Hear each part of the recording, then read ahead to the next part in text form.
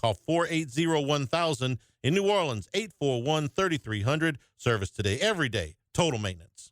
Do you know what you would do if you were in a car wreck? It's easy to panic when you or someone you care about is hurt in an accident. Who will pay the medical bills? Who will pay the car repair? Who will deal with the insurance companies for you? Protect your rights. You need someone you can trust. Call the law offices of O.C. Brown at 343-1111. The law offices of O.C. Brown will handle everything for you. 343-1111 or online at ocbrown.com. We want to be your law firm for a lifetime. Congratulations are in order for one of my favorite places to eat, Snow's Seafood and Steaks, celebrating its 50th anniversary. That's right, since 1971, Snow's has been serving a wide assortment of menu items to please everyone. Steaks, seafood, gumbo, homemade soups, salads, specialty cocktails, great wine selection, and oh yes, the best white chocolate bread pudding that you'll find anywhere. It's the total dining experience. Happy 50th anniversary to my friends at Snow's Seafood and Steak, Airline Highway at Highway 74 in Gonzales. Running a business can be difficult enough without the right relationship with your bank. With United Community Bank's local business bankers, you're not just a number, you're a partner. Contact Heath Meir, Nicole Glover, Hunter Creed, David Campbell, or David Henry to discuss how we can help your business today. United Community Bank, the local way to bank big. Locations from Baton Rouge to Golden Meadow. We've been serving the people of Southern Louisiana for over 60 years. United Community Bank, member FDIC, equal housing lender. Some people have backyards. Others have outdoor sanctuaries. Louisiana Turf Company designs premier outdoor living spaces, custom kitchens, lighting, hardscapes, and outdoor living. Begin your transformation at louisianaturf.com. Why do billion-dollar insurance companies regularly delay and deny valid claims? Because that's how they got to be billion-dollar insurance companies. If you've been injured, I'd like to help. Spencer Callahan is the one to see. Call 387-2323. LA filing number 16-7969. WNXX Jackson, KNXX Donaldsonville, and WDGL HD2 Baton Rouge. This hour brought to you by Spencer Callahan Injury Lawyers. LA 21-12681. Offices in Baton Rouge. Now, The Hunt Palmer Show. Waiting to rise again. You're listening to The Hunt Palmer Show. Brought to you by Corks, Cajun Fried Fish and Shrimp on 104.5 ESPN Baton Rouge. This is the moment you've all been waiting for. Locking down the middle of the day. Live from the Raising Cane studio. This is Hunt Palmer.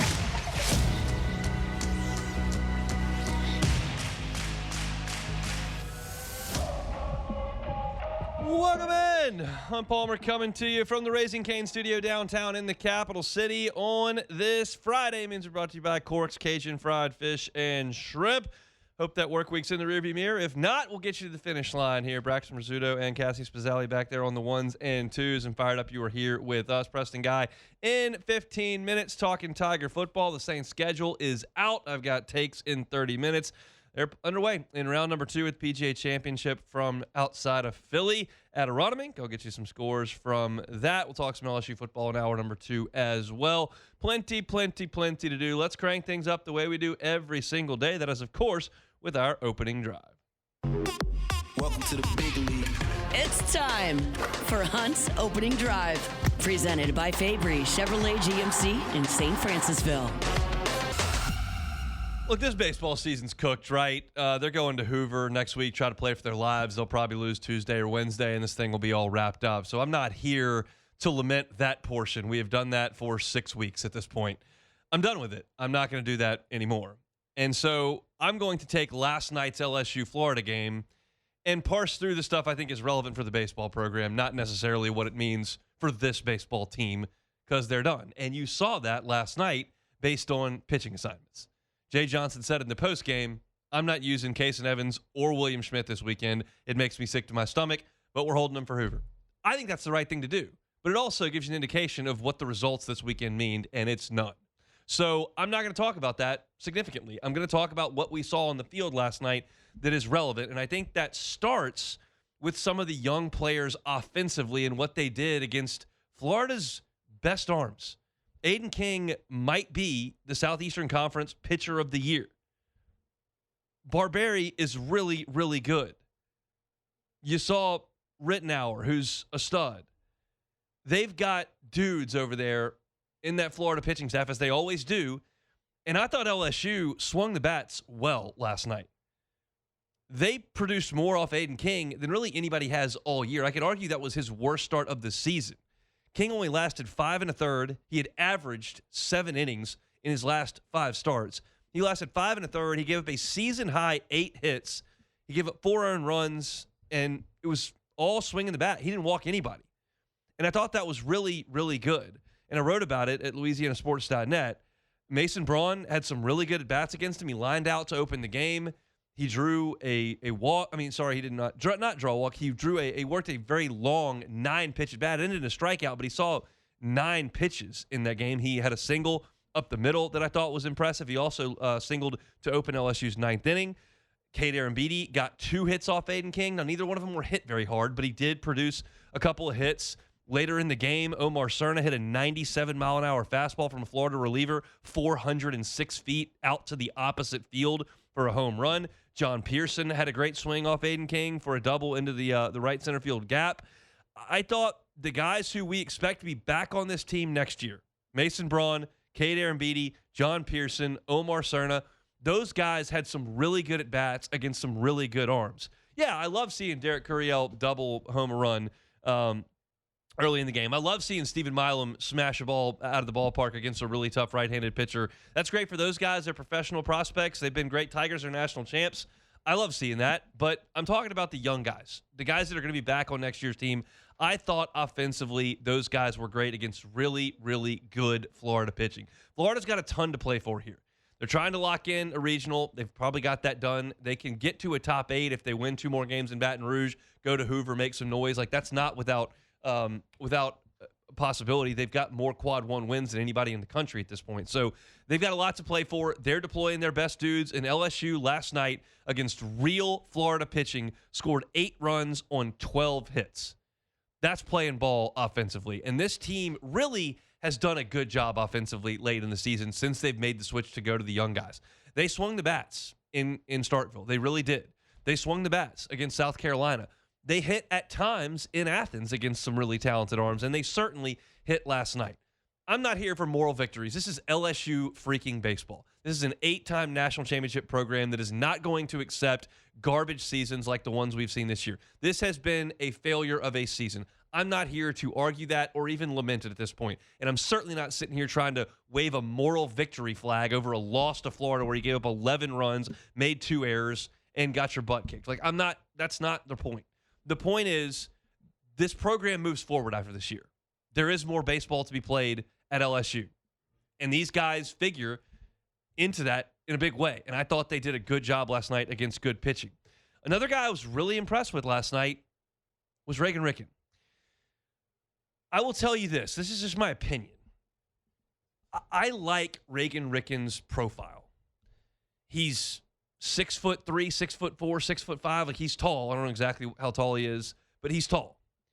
He's got a very smooth and effortless delivery. I like that. Like, Kason Evans is a little bit herky-jerky. William Schmidt feels max effort. And those guys can be great starting pitchers. Alex Lang was a max effort guy. That's why he ended up in the bullpen in the big leagues. But he's a great starting pitcher at LSU. But I do like guys who feel like it's effortless. Cade Anderson felt effortless. Ty Floyd felt effortless. Aaron Nola felt effortless. Paul Skeens it's a smooth, natural throwing motion. And Reagan Ricken has that. Now that usually lends itself to strike throwing. And Ricken has not thrown nearly enough strikes this year. He has struggled in some midweek games. He hasn't gotten a lot of opportunities in SEC action. He hasn't thrown enough strikes, and he's going to have to work on that. But he does have a very fluid delivery, and he's a great athlete. This is a former high school quarterback. And so he's tall, he's got a smooth delivery. And the other thing that I like about Reagan Ricken, I like the shape of his pitches. When you watch him throw, it's a sharp breaking ball. I like that. He threw some really good ones last night. Florida's got one of the best players in the country in Brendan Lawson. And Ricken froze him, locked him up with a 2-seam front door sinking fastball for strike 3. That's a gorgeous pitch. And it's something that some guys don't have. Some guys just throw a flat fastball. Ricken doesn't. There's movement to it. There's sink to it. And he can get it up to 93, 94 miles an hour. last night was his best outing as a Tiger for sure. No question about it. When you talk about 4 1/3 innings, 5 strikeouts and no walks against a lineup that's going to host a regional, could be a top 8 seed, could end up in Omaha. That's good stuff. Like, that's really good work by Reagan Ricken. He showed some emotion last night. It wasn't perfect. He hit a guy that stole a base, came around to score, but the 2 RBI hits that Reagan Ricken gave up last night were a flare that was hit 74 miles an hour off the bat over Stephen Milam's head and a chopper over a drawn-in infield that would have just been a routine ground ball to second base if the infield wasn't in. He was great last night. And the thing that excites me about Reagan Ricken is that he has never devoted himself to baseball. I just told you he was a high school quarterback. That takes up a lot of your time in the summer. Newsflash. So last summer was the first summer of his life that he could really buckle down and focus on baseball. And this one, he'll do it even more so. And they'll make a plan for him. He might go to the Northwoods League. I don't know if he qualifies for Cape Cod at this point. He might end up going off to work with a private instructor. They have a plan for everybody in this program on what's important. Ricken's workload has not been astronomical this year. Like, they shut Case and Evans down after last year. He threw 54 innings last year, high leverage stuff, pitched into late June in Omaha, extended outing in Omaha against UCLA, and they just said, okay, that's good enough for the summer. Y'all shut it down. We'll see you in the fall. And I don't think Ricken is going to do that. I think he will go get some innings somewhere. He'll at least go pitch somewhere. If it is with a private instructor, so be it. But he's got a starter's profile and some real attributes. If you see Reagan Ricken in that frame, that athleticism, that effortless delivery, and he can add 2 or 3 miles an hour to that fastball. Aaron Nola did that from year 1 to year 2. When Aaron was a freshman and he was pitching on that staff that had Kevin Gosman and Ryan Eads on it, and he broke into the 2012 starting rotation, he was throwing like 88, 89 miles an hour. I remember I was there at Tulane, and he was a guy that sat around 90. And by the time 2013 rolled around, he was the SEC Pitcher of the Year, and he was dominant, and he got that team to Omaha that was so good in 2013. He was up to 92 most of the time, and when he really needed it, Aaron had a great way about him to go back and get 94, 95 when he had to have it. And that came from an effortless delivery and putting on some strength to a 6'2", 6'3" frame. And that's what Ricken has. Now, I'm not trying to compare him to Aaron Nola, who to me is the 3rd best pitcher in the history of LSU baseball. But what I'm telling you is maybe he's up there with Cade. It's 1-2. But I'm telling you that Reagan Ricken can add some velocity. And if he throws more strikes, he's got a profile you can really work with. And last night was an eye-opener. It'll be that outing right there. I'm just telling you. If Reagan Ricken comes back, and I have no reason to believe he's not, but in this era, I have to assume everybody's potentially not back. That's just the way college sports works now. But if he comes back to LSU, and we start breaking this team down in the fall, and we're here in January, and we're talking about LSU baseball, I will go, and if you remember that Reagan Ricken outing against Florida, which a lot of you won't, because probably a lot of you didn't watch last night after they hit a grand slam 4 batters in. You may not have watched, period, but if you did watch, you may have turned things off after Florida hit a grand slam, and Ricken wasn't even in the game yet. So some of you won't remember it, but I will. That was a really, really, really encouraging outing against a good team. I would have to qualify it if it was against Missouri, if it was against South Carolina, if it was against Sacramento State. But it wasn't. It was against Florida. That was good stuff. So I know they gave up a grand slam. I know Lockenmeyer wasn't good. I know Milo made an error. I know they gave up 11 runs. I know they lost the game. I don't care. It doesn't matter. Jay Johnson's punting this weekend. He's not using his 2 best pitchers. I saw young players in this program who figure in heavily to next year's team play well last night. And honestly, I would rather see that than LSU go out there and have Gavin Guidry throw 5 scoreless innings and Chris Stanfield hit 2 homers and LSU win the game. Because that's inconsequential, and those 2 guys aren't going to be – well, Guidry might be back next year. That was a bad example. I was trying to just off the top of my head come up with a pitcher that's not going to be back. Zach Cowan goes out there and gives me 5 shutout innings. I don't care about that. He's not back next year. But you're talking about – guys that may be back next year that were really good last night, and I enjoyed that. So I'm hopeful to see more of that this weekend. You're not going to see William Schmidt or Case and Evans if you miss that. They're holding them for Hoover. They're going to try to go win some games in Alabama, and I'm good with that. So young guys, keep swinging the bats. We'll see them again tonight, 6:30. Hopefully they swing the bats some more. They are hitting in the back half of the season. The pitching has just been atrocious, and last night was no exception for that. I mean, Maverick Grizzly walked 4 guys and got 3 outs. That's just unacceptable. It's ridiculous. DJ Primo, 2 walks, 1 out recorded. Ridiculous. That's the way LSU's pitched all year. I like the young guys. I thought they did a good job. So we'll focus on that here on this Friday. We're brought to you by Cork's Cajun Fried Fish and Shrimp. Get by for a late lunch. Government between Foster and Jefferson. We'll take a time out. We will come back. Preston Guy talking Tiger football next. The Hunt Palmer Show. Boudreaux's Electrical Services. Boudreaux's Electrical Services. Contact my friends Neil and Melissa Boudreaux. They're awesome, awesome people, and they've been running Boudreaux's Electrical Services for 40 years. Their son Justin does a great job with them as well. You're working with a local team when you work with Boudreaux's Electrical. So get that Generac home standby generator put in before this storm season is upon us. You're going to want that. It gives you peace of mind to know if a storm blows through, I'm not going to lose power. There's also peace of mind knowing, hey, I'm going to evacuate for the storm. Looks kind of nasty. How often do we come back and there's still no power? That happens. Well, you don't want to come back to a 94-degree house and everything in the fridge and freezer is ruined. Have the generator on. You come back to a house that's up and running. It's the beauty of working with Boudreaux's Electrical Services and getting that Generac home standby generator installed in your home or at your business today. Give them a call. They've got the same number they have had for roughly a bajillion years. It's only 40, but roughly a bajillion. 985-397-1562 is the number, or 225-300-9389. You can do it the easy way and go to BoudreauxElectrical.com as well. That's Boudreaux's Electrical. There's a pill version of Ozempic. Hello, I'm Ozempic. And I'm other GLP-1s kind of like him. Hey, did I hear there's a pill version of Ozempic? Yep, you sure did. Ask your doctor about which FDA-approved uses of the Ozempic pen or pill may be right for you. Call 1-833-OZEMPIC or visit Ozempic.com to view the medication guide and learn more about Ozempic semaglutide tablets 9 milligrams and Ozempic semaglutide injection 2 milligrams. There's a pill version of Ozempic. With other language learning apps, I was just playing games. I wasn't really learning. Babbel's different. Babbel was designed by over 200 language learning experts to be the most effective way to learn another language. Every time I open the app, I can choose to work on my writing, speaking, or listening. And it saves my mistakes for me to review, so I'm constantly improving. Before Babbel, I thought I just wasn't good with languages. But now I'm speaking French. Tout ça, c'est grâce à Babbel. Save up to 50% on your Babbel subscription when you sign up at Babbel.com. Babbel.com. Luxury and capability, two concepts that come together in a powerful way in the new GMC Yukon Denali Ultimate. Discover premium craftsmanship with Yukon's Obsidian Rush full-grain leather.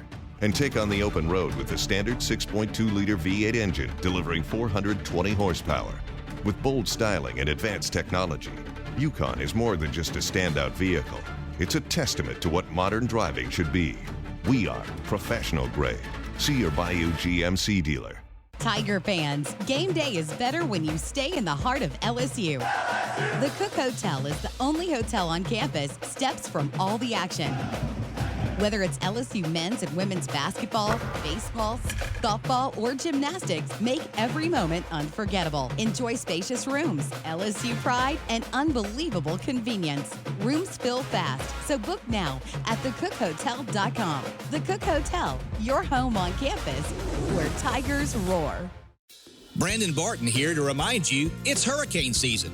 No, I'm not here to sell you a generator. This year, we at K to Z Interiors and Outdoor Living think you should get something that's going to improve your life and your home's look all year around, not just hurricane season. And yes, we have products that are warranted for hurricane winds. See for yourself at K2ZBlinds.com and set up a consultation and complimentary installation. That's K2ZBlinds.com. Chevy trucks have you covered when the road takes you from smooth sailing to Chevy Colorado will eat up some of the toughest terrains with 5 available drive modes. And Silverado and Silverado HD have the muscle to take you out for some serious with multiple engine options and impressive towing. While Silverado EV is the perfect combo of performance and capability. Nice. Making it a snap to hitch up this electric truck and hit the road. Wherever the road leads, Chevy trucks are right there with you. Chevrolet, together let's drive. You're listening to The Hunt Palmer Show, brought to you by Cork's Cajun Fried Fish and Shrimp.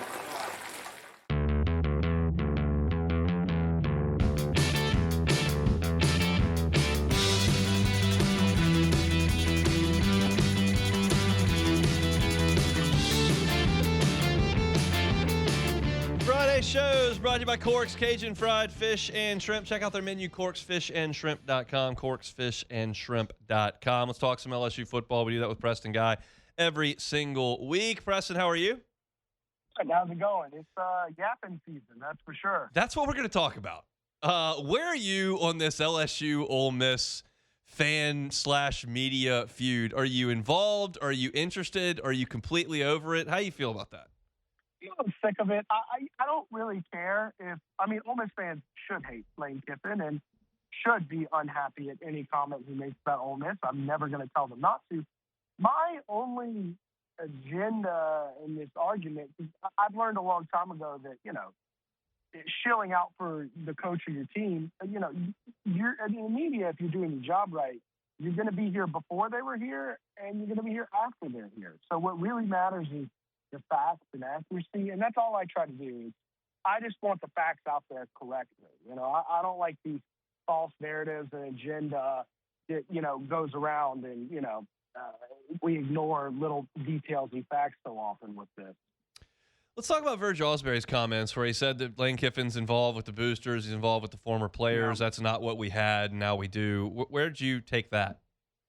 My first reaction was, duh.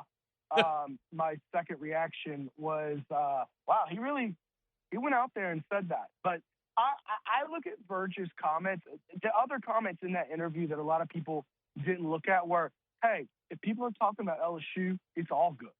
All talking about LSU is good, meaning he's not upset about those Vanity Fair comments that a lot of ADs would look at as a PR debacle.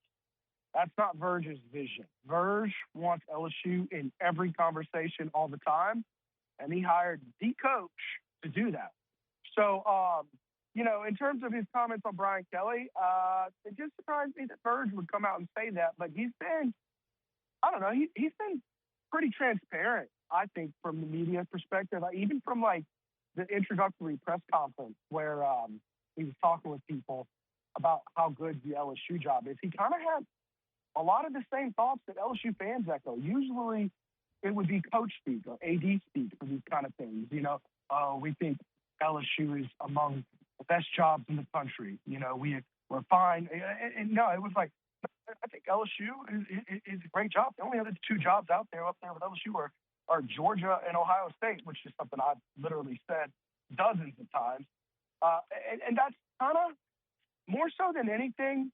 I think we all knew about Brian Kelly and the boosters. Now, Lane Kiffin doesn't have a sterling reputation with working boosters a ton, but I think there's stories that have been told about Brian Kelly where he's much worse than even Lane Kiffin was. So that doesn't surprise me. What is surprising me is that Verge is taking this on as the identity of LSU. We're going to talk and tell you how we really feel.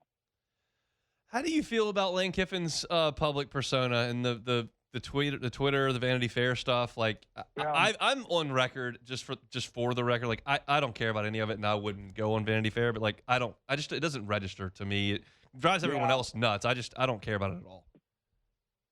Well, one thing I'll say is I'm not sure that helps LSU win any football games. I think if I were advising from a PR perspective, I would say that was a bit of a miscalculated statement to talk about that for the simple notion of, first off, he wasn't saying Oxford is racist or anything like that, which is a lot of what this conversation has turned into. Is he's accusing them of being racist, when in reality, what he's ultimately saying is there are stigmas that have to be dealt with when you're the coach of Ole Miss with that because of the history and how prominent that history was, right?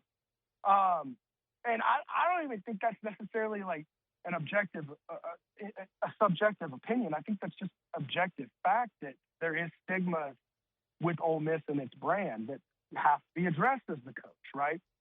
However, LSU itself does not have the cleanest history in such categories.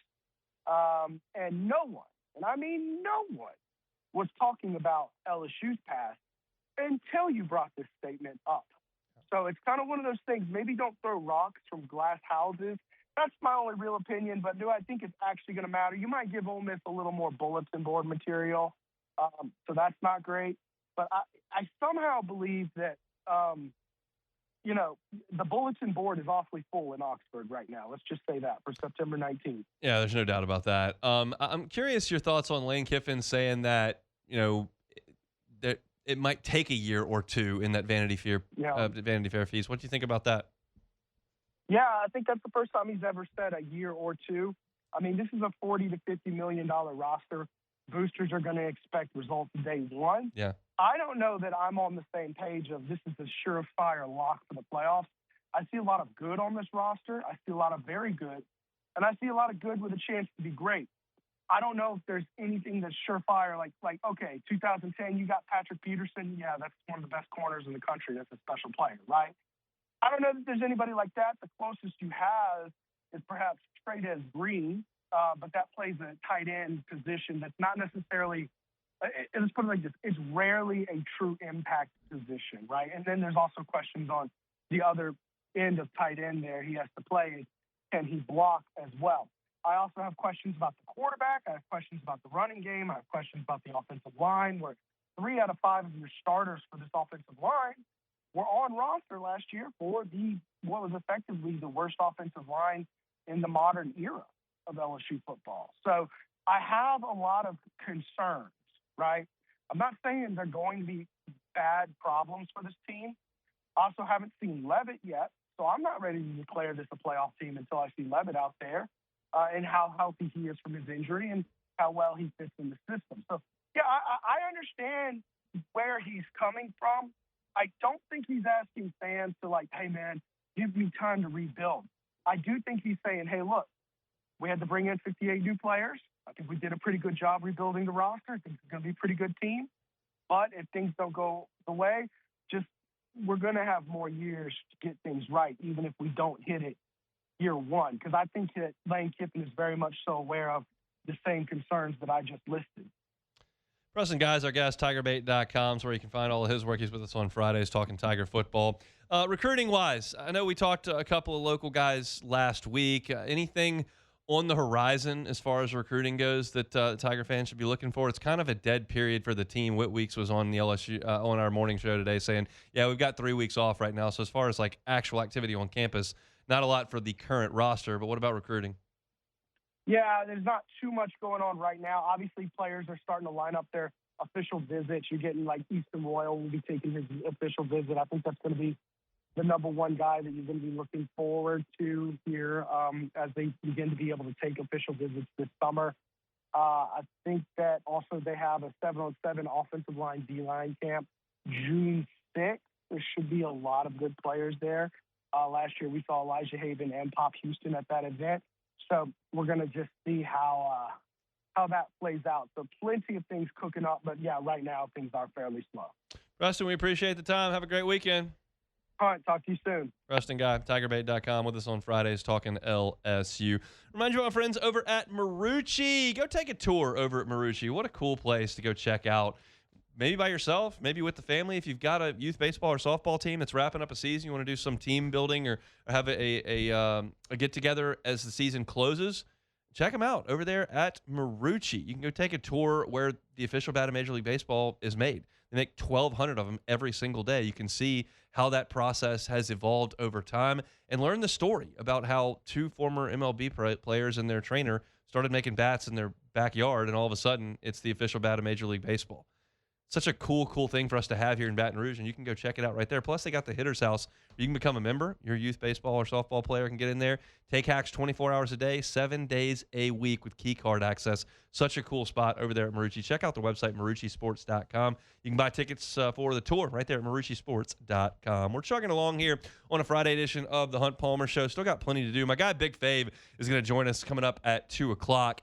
I'm curious his thoughts as a former player on the relationship between former players, the current program, because Virgil Osbury talked about that earlier this week and said, the guy we did have, the former players weren't involved and you had to set up a time and you couldn't go work out and all this kind of stuff. And that's just foreign to me. I don't know how that stuff works. Well, Fave knows how it works because he played here, won a national championship here, and is around the program a good bit. Certainly works with me on pre and post game, but he's just around. And I think he's one of the guys who would know best how welcome LSU former players are over at the facility and what that's like right now. So we'll talk to Big Fave coming up here at 2 o'clock in 30 minutes. We'll also look forward to LSU and Florida tonight and tomorrow. Again, I'm not so invested in the results of those games. I think LSU will probably lose both games. but I do want to see some guys play. Every at-bat is important to some of the guys that are going to be in this program moving forward, so I want to take a look at that and what you're going to see on the mound from Florida tonight and Liam Peterson. Marcos Paz, big opportunity this evening to make his maybe last impression on this staff in an actual game on campus. He may pitch this summer, he may not, but he's got an opportunity to go out there and pitch against a lineup that is good, but there's some spots of this lineup you can navigate as well, so we'll see what Marcos Paz has. We'll talk about that in hour number 2 as well. Get you a score update from the PGA Championship at the end of the hour. When we come back, the Saints schedule was released last night. I think that this is a fascinating schedule, and I will get to that when we come back. The Hunt Palmer Show. One Bath and Closets. OneBathAndClosets.com is that website. Check out my guy, David Duvall. He's been doing it for 30 years, and he can help you. Safety's a big deal in the bathroom, especially as folks age. So if you've got someone in your life that's aging, they want to stay home, but you feel like the bathroom could be a hazardous spot for them, well, do what you can to mitigate those risks. Put in non-slip floors. Put in a walk-in tub. Put in a shower with a bench in it. Maybe some handrails where it could be a slippery area. All these things are things that David and his team do all the time, and he's happy to have that conversation with you. It may not be something that's top of mind for you, but as I say it, you might think, that could be a good idea. Have that sit down with David. It's free to talk to him and just see what they can do for you. You can go to OneBathAndClosets.com, see pictures of their great work, and get that free consultation today. It's David Duvall in One Bath and Closets. You can find him online at OneBathAndClosets.com. The greatest fairy tale never told is coming to Beau Rivage this summer. Everyone's favorite ogre hits the stage in the Broadway hit Shrek the Musical. Join Shrek, Donkey, and Princess Fiona on a high-energy, family-friendly adventure, June 11th through July 2nd. Tickets start at $25 with 4-packs starting at $60. VIP packages available. Get your tickets at beaurivage.com. A Rand Productions show produced through special arrangement with Music Theater International, MTI, plus tax and service charge. Schedule subject to change. Some restrictions may apply. Summer's finally here, and your library is kicking it off in a big way. Teens, start the celebration Wednesday, May 27th at 2:30 at the main library on Goodwood. Games, crafts, snacks, and more. Then bring the whole family out for the summer reading kickoff party. Thursday, May 28th from 10 to 1. There's music, magic, community booth, and fun for all ages, featuring Lady Chops at 10 and noon and Tim the Magician at 11. Visit ebrpl.com. Your library, the heart of the community. At Landmark Bank, we're more than just your local bank. We're your neighbors. We cheer on the hometown team, shop at the corner store, and know you by name when you walk through our doors. Hi, I'm Ashley McDaniel with Landmark Bank. Whether it's saving for college, buying your first home, or growing your small business, we're right here with you. Because when you bank local, you grow local. And we're proud to grow with you right here where you live. Landmark Bank, banking with people you know. Member FDIC. While you're busy with spring cleaning, we'd like to add to that clutter in your bank account to the tune of $5,000. It's the 104.5 ESPN Baton Rouge Spring Cha-Ching, powered by Citizens Bank and Trust. Use the cash for your next big project, a vacation, or just treat yourself. Register today at 1045ESPN.com. $5,000 cash could be yours. Oh, I can't believe this. It's Spring Cha-Ching from Citizens Bank and Trust and 104.5 ESPN Baton Rouge. Now's the time to save at Fabry Chevy and GMC. Looking for a brand new truck or SUV? We have affordable new car options, making it easier than ever to drive something home you'll love. We also have a wide selection of high-quality pre-owned vehicles.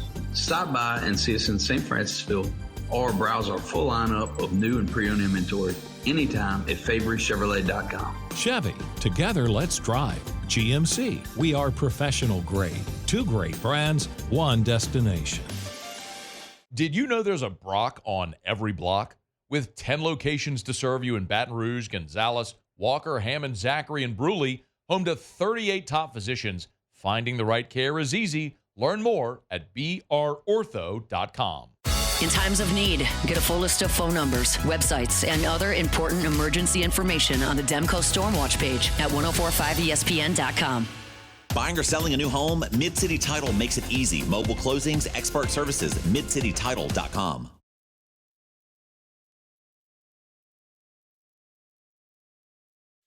You're listening to The Hunt Palmer Show, brought to you by Corks, Cajun fried fish and shrimp.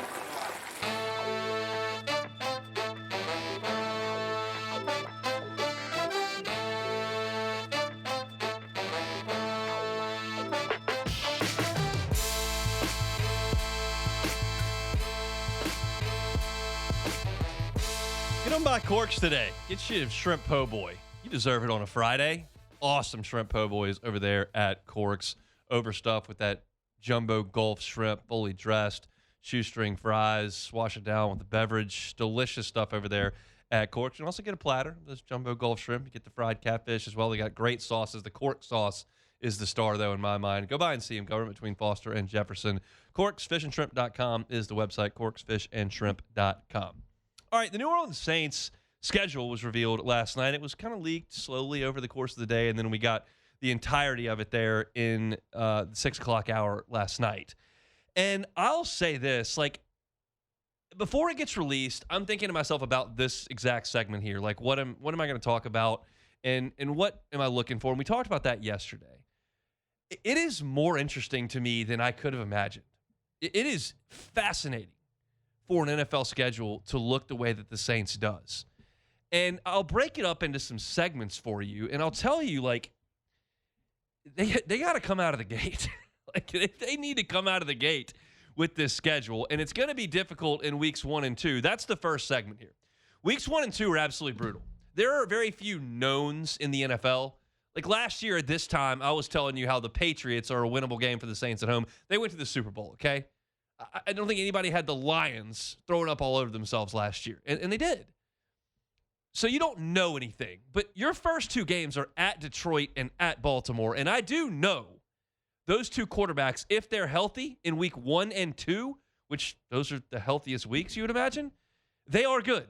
And those are great organizations at this point. Now, I know that's ridiculous to say about the Lions over the course of time, but let's be real about that organization right now. I know that they lost Glenn. I know that they lost Johnson, their coordinators that were so good on those great teams, and they didn't necessarily do as well last year. Shout out Kelvin Shepard, but they didn't have as good a year. But, like, the Lions have a lot of good players, and the Ravens have a lot of good players, and Jared Goff and Lamar Jackson are threats to win the MVP.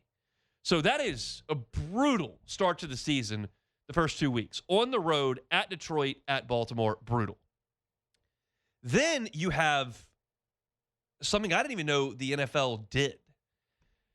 From September 20th, when you go to Baltimore, and November 22nd, when you go to Chicago, that is 2 months and 2 days. 2 months and 2 days. The Saints play 1 true road game.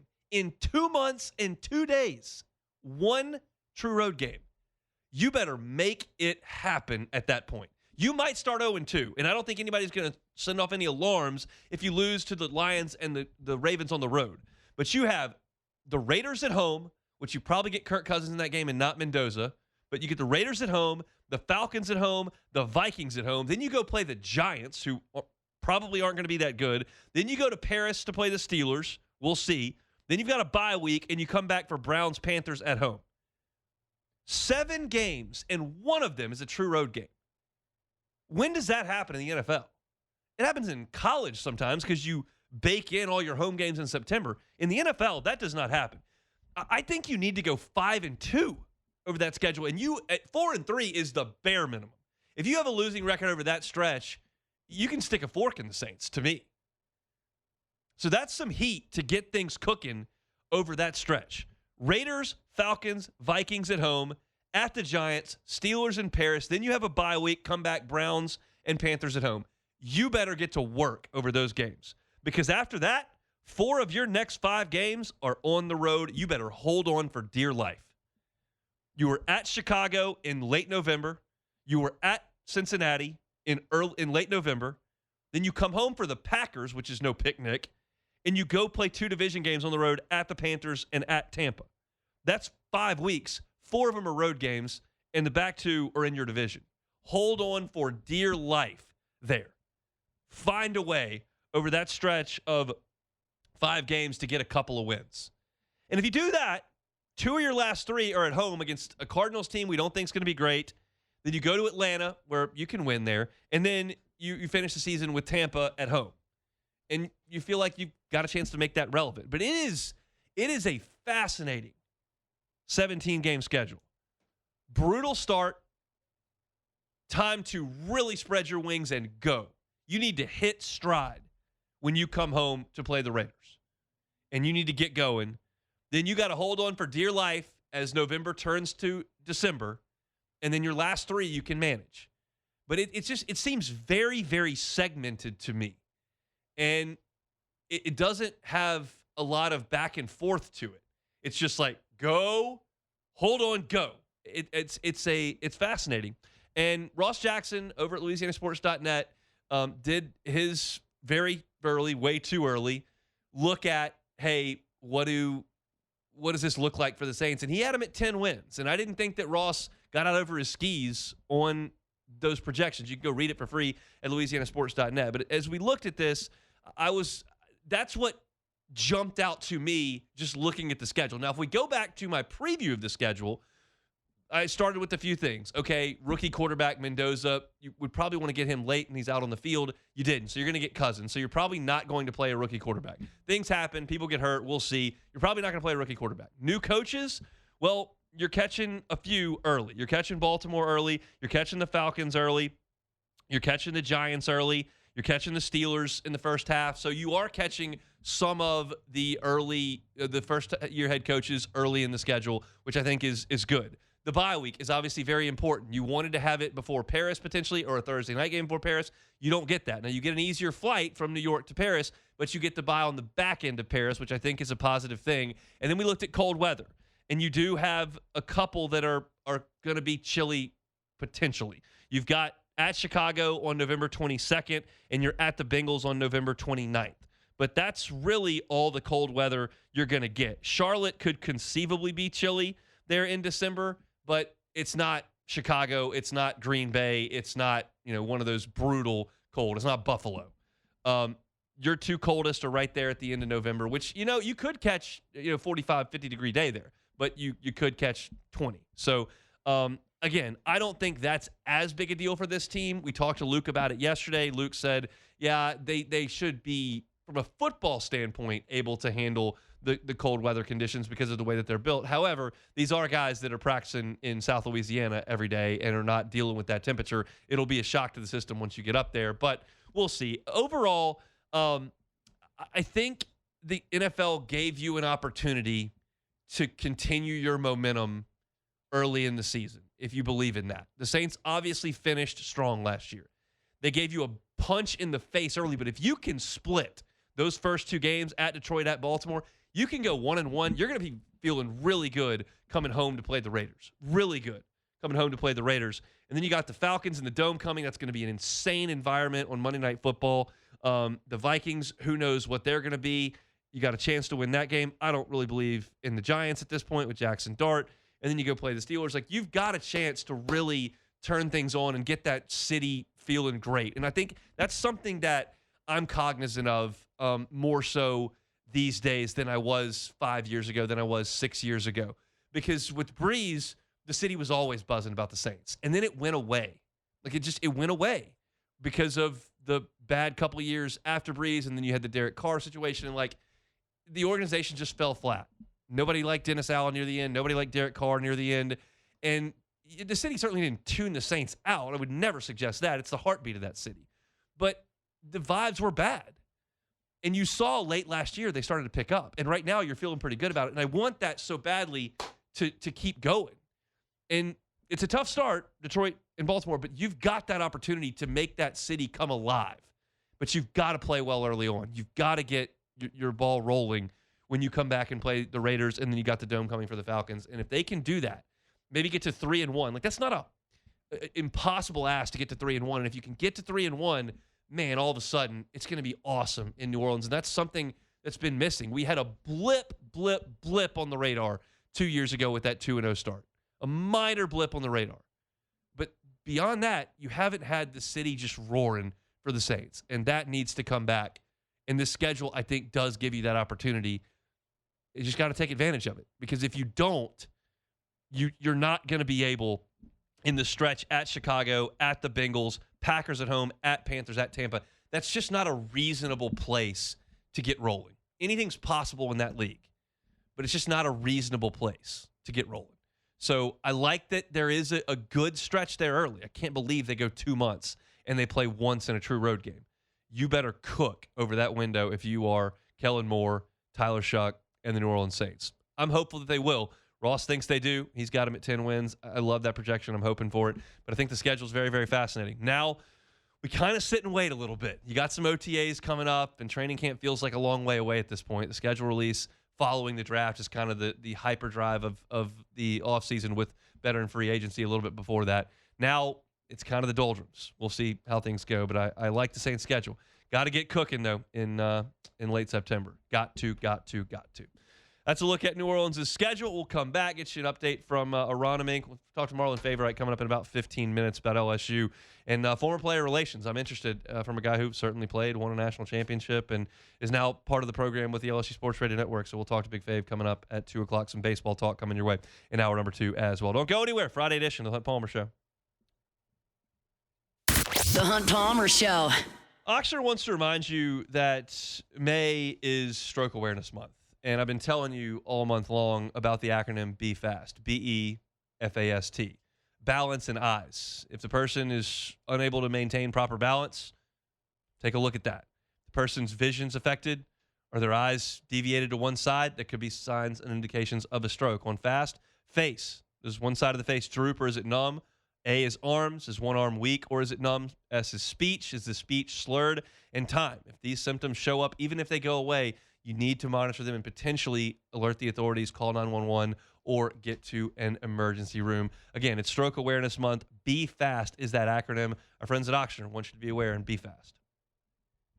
Hey, it's Hunt Palmer. I'm here to tell you about my friend Jonathan Carbo and the Highland Insurance Group based right here in Baton Rouge. At the Highland Insurance Group, they pride themselves on technical expertise when it comes to commercial insurance. If you're a business owner who isn't familiar with the details of your current insurance program, you're not alone, but now is the time to fix it, not after the hurricane or the car accident. Call the Highland Insurance Group today to set up a free audit of your policies and let their experts place your program with one of the dozens of carriers they're contracted with. Or find them online at the Highland Insurance Group, highlandig.com.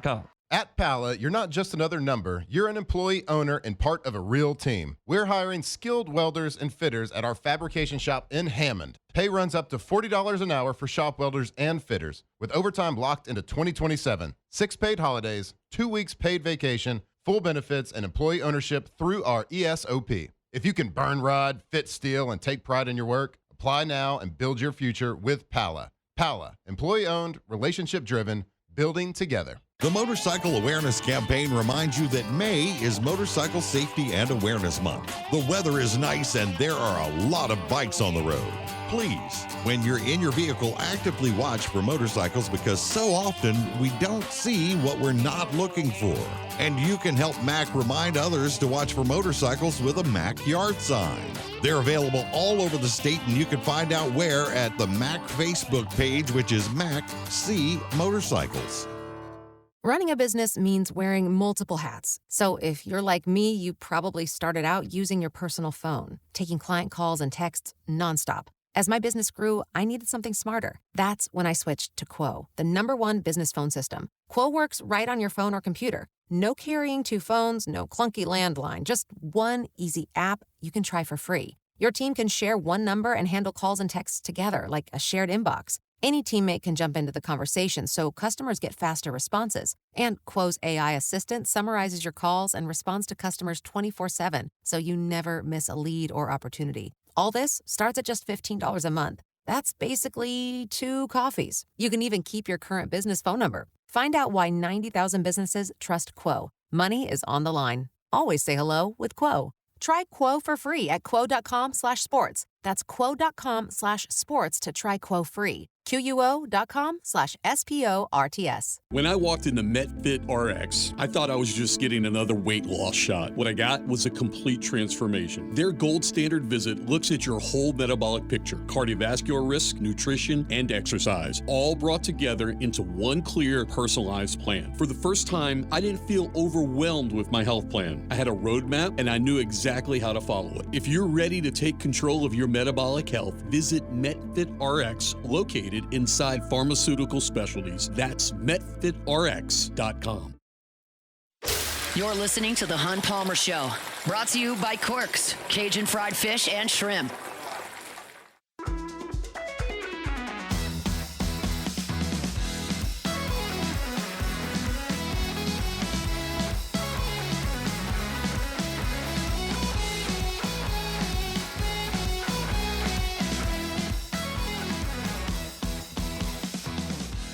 Time for a new ride for you? Got just the place, Fabry Chevrolet GMC. You're online at FabryChevrolet.com. We obviously live in a clicks world these days. So if you want to start your buying process online, you can certainly do it at FabryChevrolet.com. The entire inventory is there. If you're looking for new vehicles, they've got them. If you're looking for a pre-owned vehicle, they've got those as well. So check out that inventory online. But I highly suggest you just take that short drive to St. Francisville and see them. They're on Highway 61 if you're in Baton Rouge, a hop, skip, and a jump north. If you're north of town in Baker, Zachary, over in Scotlandville or New Roads, Feliciana's, you can go see them quite simply. And they've got a great team over there. Their customer service is second to none. The Fabry family has built their business on that, and that's why they've been here and been successful for 35 years. You can trust them to give you that great buying experience and service after the sale is done.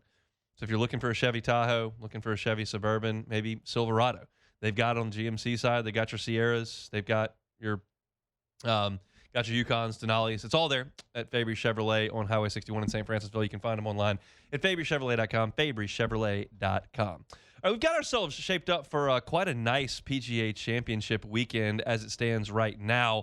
Nobody really able to separate over at Aronimink just outside of Philly. Right now, Alex Smalley, Aldrich Potgieter, and Minwoo Lee lead the way at 4 under par. Hideki Matsuyama fired a great round this morning of 3 under 67. He is 3 under for the tournament, tied there with Chris Gotterup, Jason Day, Steven Yeager, and Ryo Hitsatsune. But right there lurking is just a ton of talent. You've got Cam Young, 2 shots off the lead. Justin Thomas, 2 shots off the lead. Scotty Scheffler, 2 shots off the lead. Xander Schauffele, 2 shots off the lead.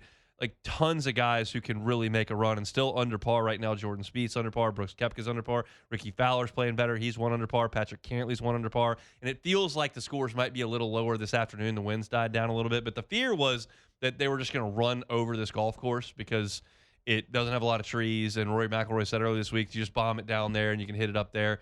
Well, they have done a great job of pinning the greens to make it very difficult to get access to the hole locations. And the wind has blown a little bit. It certainly blew a lot this morning. Those guys were struggling for sure. So it's going to be a very fascinating weekend. There are a lot of really good names on that leaderboard. And it just doesn't feel like that really low round is out there where someone can separate.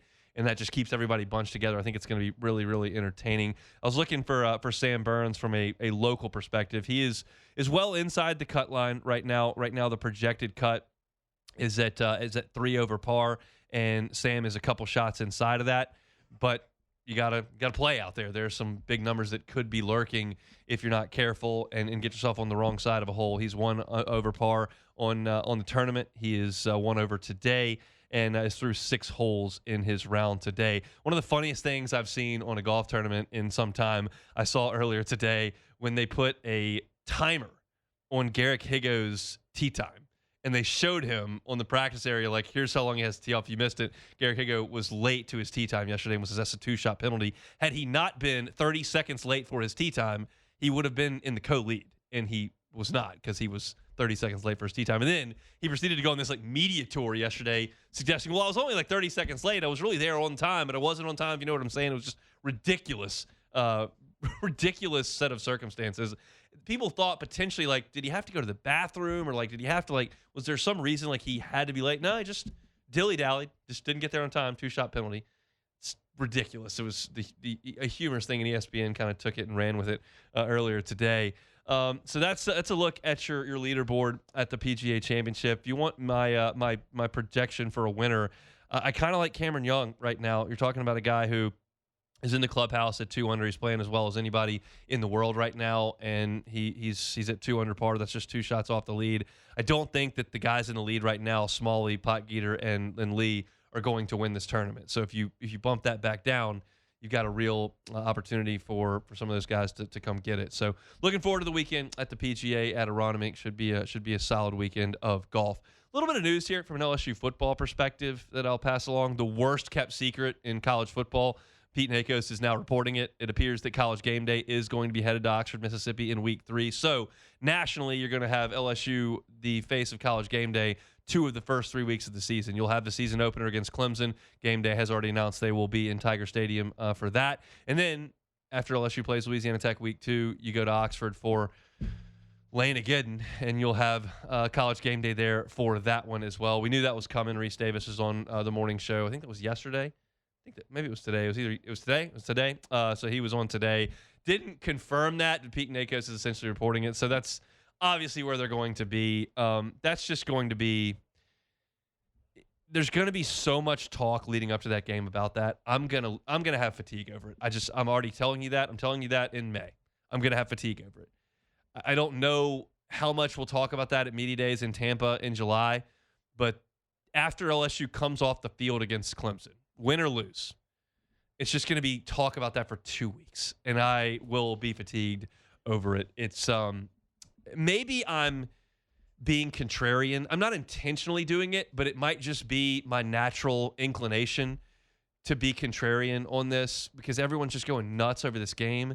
And the fact of the matter is that, like, Lane Kiffin is going to be the coach at LSU for 3, 5, 7, 10 years. One game is not going to define the era. And if Ole Miss purports itself to be a program that's arrived on the national scene and doesn't need Lane Kiffin and is going to be just fine because they've got the machine, the collective, and Golding was doing all the recruiting anyway, and all the things that they will tell you in Oxford, like, well, that's just one game too. And one game doesn't knock you out of the playoff picks. This is not the BCS where you lose a game, you could be in trouble. You got 2 games of wiggle room. So maybe that's just me being contrarian. Maybe it is just a massive, massive game, and the winner gets all the bragging rights, and the loser is just embarrassed for eternity. But I'm just not there. Maybe it's because it's May and it's not here. I don't know. And I certainly won't be in Oxford for that game, and I don't know how much Tiger presence there will be. And I understand the vitriol that will come at Lane Kiffin. And trust me, just like Preston said earlier in this hour, I understand that the Ole Miss fans hate him if they're going to turn that thing up to 11 that day. And they should. I held it against John Chavis when he left, and he was a freaking defensive coordinator, okay? Like, I get it. But as I sit here, I'm going to get fatigue over this whole thing. But it makes all the sense in the world for game day to be there. It would be asinine for them not to be there. It'll be the best environment on campus in the country that week in week 3 of the season. And LSU will be in front of